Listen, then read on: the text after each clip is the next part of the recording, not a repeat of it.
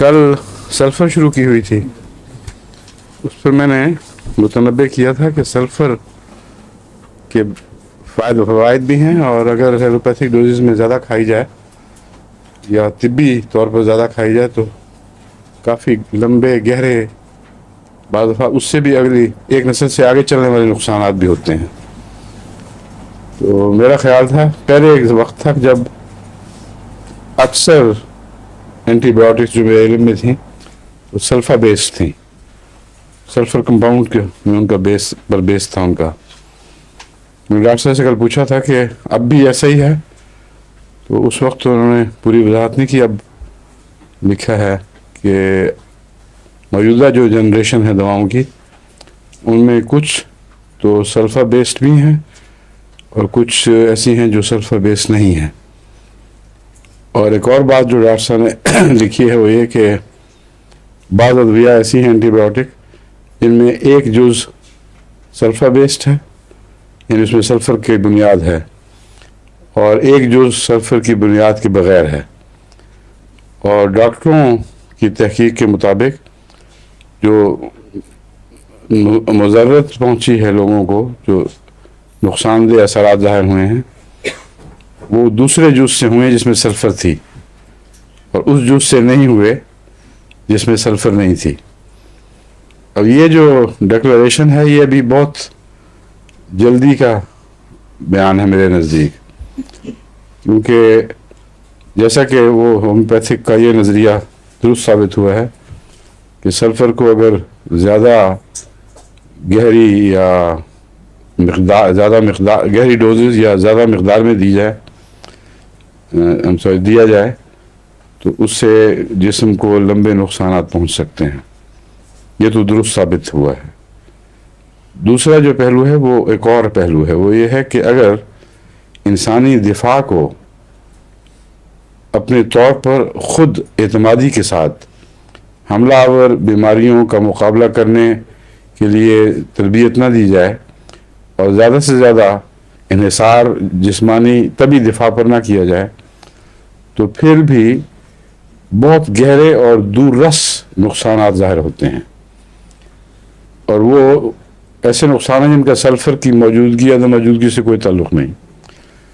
एक लंबे अरसे तक एक जनरेशन को अगर ये आदत पड़ जाए कि माँ बाप उनको 8-8 10-10 साल की उम्र तक उठाए फिरें गोदी में, तो लाजमन उनकी टांगें कमज़ोर हो जाएंगी। और ऊपर तक अगर ऐसी जनरेशन आए तो बैद नहीं कि उनके क्रोमोसोम्स में कहीं ये पैगाम दर्ज हो जाए और आइंदा कमज़ोर नस्लें पैदा होनी शुरू हो जाएं। एंटीबायोटिक्स का जो बुनियादी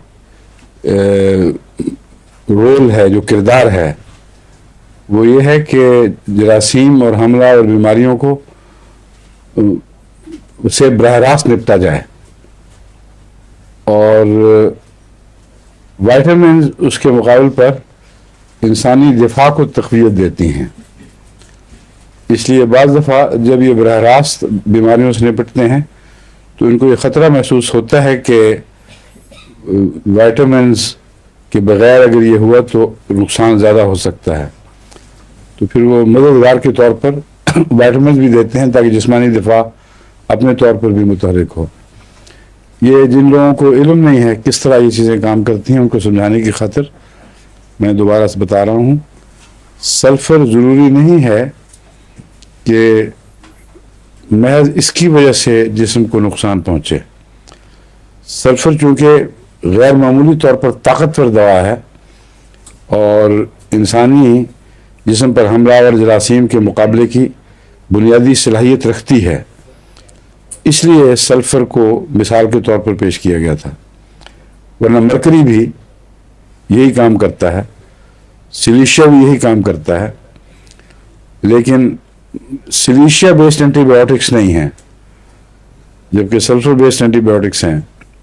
इसलिए मिसाल के तौर पर मैंने ये बयान किया था।